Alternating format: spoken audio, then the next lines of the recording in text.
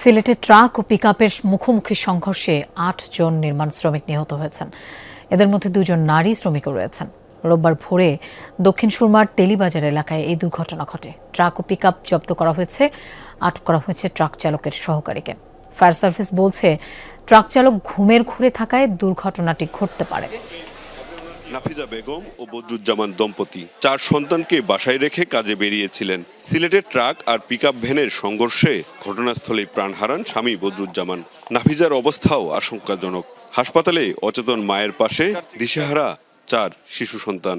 কাজে লইয়া গেছে তখন ও গিয়ারি ও অ্যাক্সিডেন্ট হইয়া তারা জামাইব ২ জন, বাতিজি আর বাতিজির দামান। ওখান দামান মারা গেছেন আর বাতিজিও আছেন, ওইলা ৬০ জন।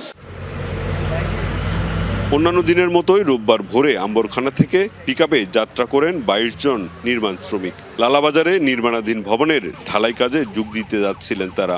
দক্ষিণ সুরমার তেলিবাজারে পৌঁছালে বিপরীত দিক থেকে আসা কাঁঠাল বোঝাই ট্রাকের সাথে পিকআপটির মুখোমুখি সংঘর্ষ হয়। এতে ঘটনাস্থলে প্রাণ হারান ৪ শ্রমিক। আহত ১০ জনকে নেওয়া হয় ওসমানী মেডিকেলে। সেখানে কর্তব্যরত চিকিৎসক আরও ৪ জনকে মৃত ঘোষণা করেন। আমরা প্রায়োরিটি করব এবং আমরা এখানে যারা কোঅর্ডিনেশনটা যাতে ভালো হয় এই ব্যবস্থাটা আমি চেষ্টা করব। আর ডেড বডি এখন আমার মর্চুরিতে আছে ৮ জন। নিহতরা হলেন সুনামগঞ্জ বিশম্বরপুরের ২ সহোদর আজিরউদ্দিন ও আমির উদ্দিন, ধর্মপাশার নার্গিস, দিরাইয়ের মুন্নি বেগম, ভাটিপাড়ার নুরুজ আলী ও ফরিদুল, সিলেটের কোম্পানিগঞ্জের পাণ্ডব বিশ্বাস ও কুটামারা গ্রামের বদরুজ্জামান। পুরুষ মহিলা একজন জায়গাত মারা গেছে আর পুরুষ ৩ জন না ৪ জন মারা গেছে জায়গাত। তার থেকে আমরা আইসি আহত কইতে পারি না। আমরা তো ২০-২২ জন কাজে যাইমু। আমরা যাওয়ার পরে ওই যে তেলিবাজার নাকি হয় ও বাজারে গেছি আর ট্রাক আইয়া আমরা সরাসরি মারি দিছে একবারে।